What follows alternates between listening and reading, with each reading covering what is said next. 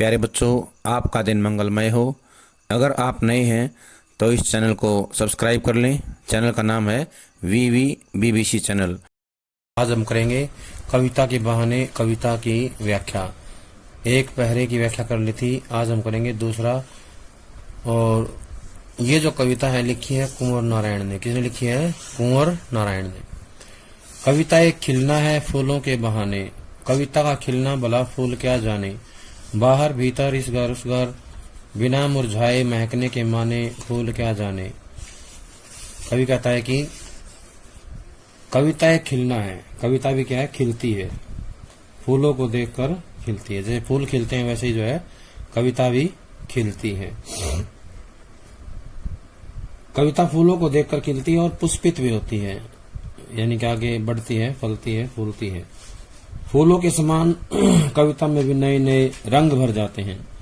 जैसे फूलों में अलग अलग रंग होते हैं, ऐसे ही कविता में भी अलग अलग रंग भर जाते हैं। कविता का खिलना असीम है। जैसे चिड़िया का उड़ना सीमित था, ऐसे फूल का खिलना सीमित है, लेकिन कविता का जो खिलना है वो क्या है? असीम है, असीमित है। कविता का खिलना भला फूल क्या जाने, लेकिन फूल जो है इसके बारे में कुछ भी नहीं जानता है। फूल केवल खिलकर अपने चारों ओर सुगंध फैलाता है। एक घर से दूसरे घर में, घर के बाहर, घर के भीतर सुगंध फैलाता है। लेकिन कविता रूपी फूल है वो जो है हर घर में जो है सुगंध फैलाता है, और घर के बाहर और घर के भीतर भी सुगंध फैलाता है, अपनी सुंदरता को बिखेरता है। फूल का क्षेत्र सीमित होता है, इसलिए फूल जो है कविता रूपी फूल के खिलकर चारों ओर सुगंध बिखेरने और उसके खिलने के बारे में ठीक से कुछ भी नहीं जानता है, उसके बारे में उसे कोई समझ नहीं है। लेकिन जो सामान्य फूल है कुछ समय बाद मुरझा जाता है, बिना मुरझाए महकने के माने। कोई कहता है कि जो फूल है, सामान्य फूल है, वो मुरझा जाता है, मुरझाकर नष्ट हो जाता है। उसके साथ साथ उसकी सुगंध तथा सुंदरता भी समाप्त हो जाती है। परंतु कविता की सुगंध तथा सुंदरता कभी समाप्त नहीं होती। वह न केवल घर के बाहर और भीतर बल्कि पूरे वातावरण में फैली होती है। उसकी सुगंध और सुंदरता जो है हर तरफ बिखरी हुई दिखाई देती है। वह प्रत्येक घर में अपने भाव सौंदर्य को बिखेरती रहती है। कविता जो है अपने भाव सौंदर्य को, भावों की सुंदरता को बिखेरती रहती है। फूल तो केवल इतना जानता है कि बस सुगंध उत्पन्न करना तथा एक दिन झड़ जाना ही उसका जीवन है, उसके जीवन का लक्ष्य है। फूल बिना मुरझाए महकने के अर्थ को नहीं जान सकता, यानी उसके बारे में से कोई ज्ञान नहीं है। कविता हमेशा अपने भावों की सुगंध बिखेरती रहती है। उसका भाव शाश्वत है। कविता का जो भाव है वो शाश्वत है, वो कभी नष्ट नहीं होता है। लेकिन जो फूल है उसकी सुगंध, उसके रंग सीमित होते हैं, नष्ट हो जाते हैं कुछ समय बाद। लेकिन जो कविता रूपी फूल है उसकी सुगंध, सुंदरता कभी नष्ट नहीं होती, वो शाश्वत है, और उसके भावों की जो सीमा है वो किसी भी सीमा में नहीं बंधते हैं। उसके जो भाव हैं असीमित हैं। अब हम पढ़ेंगे इस पहरे से जुड़े हुए प्रश्न। पहला प्रश्न होगा, कविता खिलना फूल क्या जाने पंक्ति का क्या अर्थ है, या इसके माध्यम से कवि क्या कहना चाहता है, तो बताएंगे। कवि फूल की सीमाओं पर प्रकाश डालता हुआ कहता है कि भले ही वह खिलकर चारों ओर सुगंध बिखेरता है, भले ही वह चारों ओर खिलकर सुगंध बिखेरता है, परंतु उसका खिलना सीमित है, कुछ समय के लिए होता है। वह कविता के मर्म को नहीं जानता, रहस्य को नहीं जानता या ना ही जान पाता है। निश्चय से कविता फूल से अधिक मूल्यवान है। कविता जो है फूल से अधिक मूल्यवान है। उसकी प्रभावोत्पादकता, उसका जो प्रभाव है वो असीम है, लंबे समय के लिए होता है, और वो ऐसा प्रभाव होता है जिसकी कोई सीमा नहीं है। कविता और फूल के खिलने में क्या अंतर है? अगला प्रश्न है, कविता और फूल के खिलने में क्या अंतर है?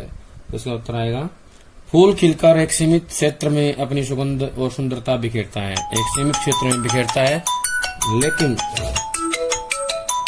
कविता का क्षेत्र सीमित।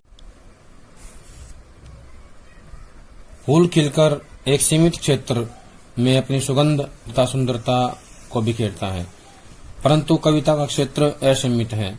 कविता की कल्पना सर्वत्र पहुंच सकती है, फूल कविता के समान व्यापक नहीं है, यानी हर जगह नहीं पहुंच सकता है। इसलिए कहा भी गया है, जहां न पहुंचे रवि वहां पहुंचे कवि, जहां न पहुंचे रवि वहां पहुंचे कवि, अर्थात जहां पर सूर्य नहीं पहुंच सकता वहां जो है कवि पहुंच जाता है अपनी कविता के माध्यम से। अगला प्रश्न है, कविता बिना मुरझाए बाहर भीतर कैसे महकती है? बिना मुरझाए बाहर भीतर कैसे महकती है?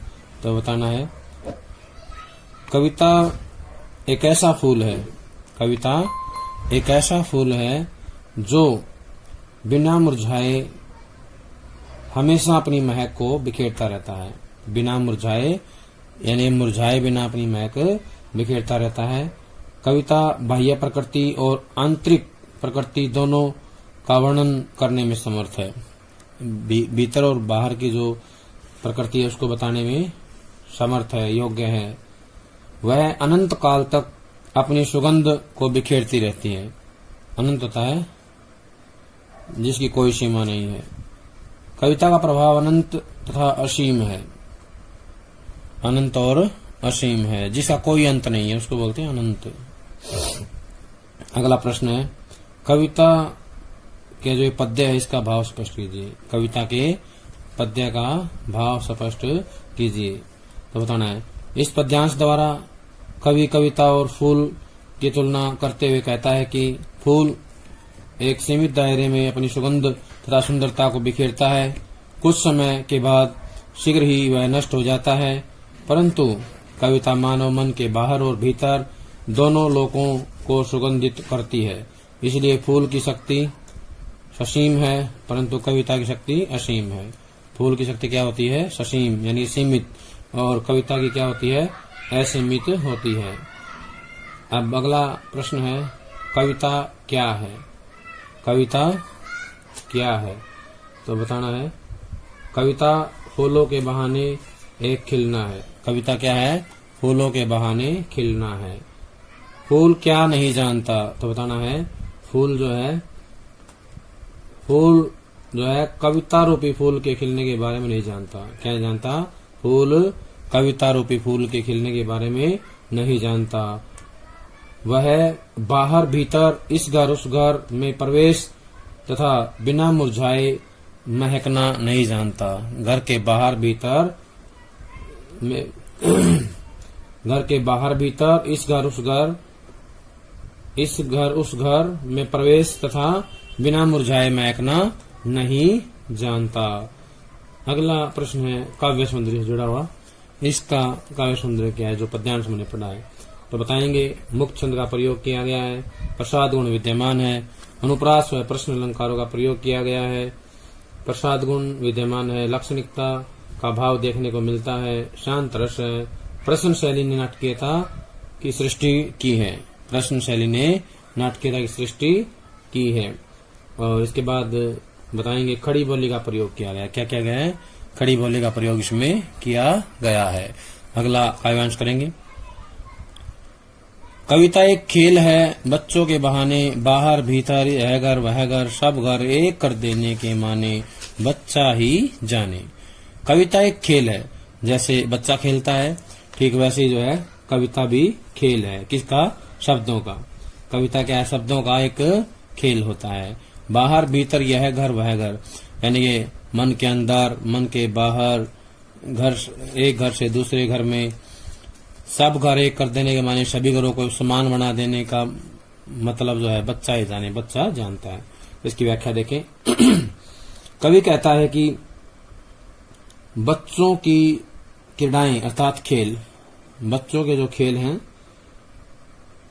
उनको देखकर अपनी कविता द्वारा शब्द क्रीड़ा करता है। जैसे बच्चा खेलता है अलग अलग प्रकार के खेल, ठीक वैसे ही बच्चे खेलों को देखकर कवि भी जो है शब्दों के साथ खेलता है। कविता भी एक खेल है, शब्दों का खेल। क्या है? कविता भी जो है शब्दों का खेल है। वह शब्दों के माध्यम से नए नए भावों और विचारों के खेल खेलता है। क्या करता है? नए नए भावों और विचारों के खेल खेलता है।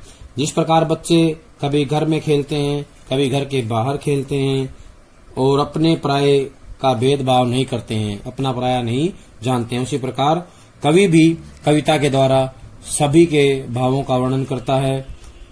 बच्चों के खेल कवि को भी प्रेरणा देते हैं।